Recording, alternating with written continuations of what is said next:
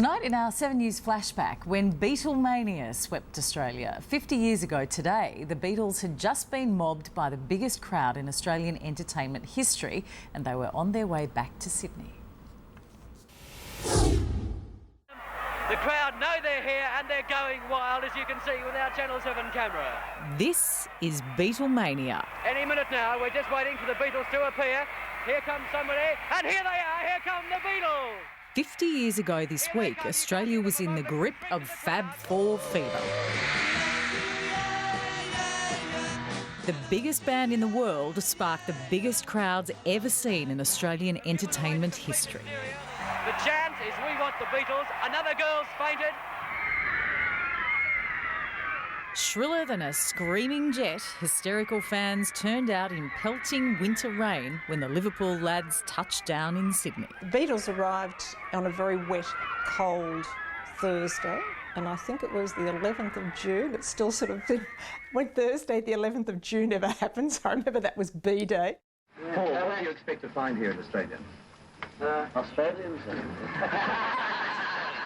The band stayed at the Sheraton Hotel in King's Cross, where just a wave of a Beatle hand sent fans screaming mad.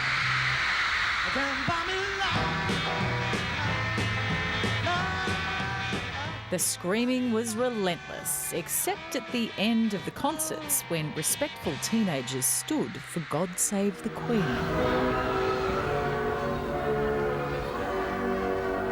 Well, Bob.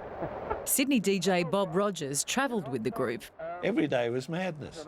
Every new city we'd arrive at, we'd have a press conference if we could get into the hotel. But Bob says some events couldn't be reported. You see, my problem was I couldn't cover some of the goings-on with the girls knocking on doors. A Sydney newspaper competition to meet the Beatles drew responses from 10,000 girls. The concert schedule was gruelling, 20 shows in 13 days. The excitement fed off itself. A police car ran over one of the spectators and injured his leg. That spectator was music guru Ian Molly Meldrum, a true Beatle maniac. The excitement reached new heights in Adelaide, where half the entire population of the city turned out. Another Beatles record. What do you think of the reception, George? It's marvellous. Hello! Hello! It's fabulous. It's the best reception ever. But not everyone was a fan of John, Paul, Ringo and George.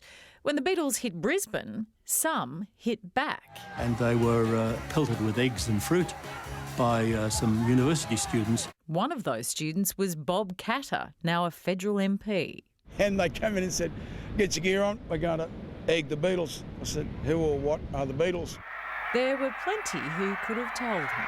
We have never seen anything like this in the history of this country. This is absolutely fantastic.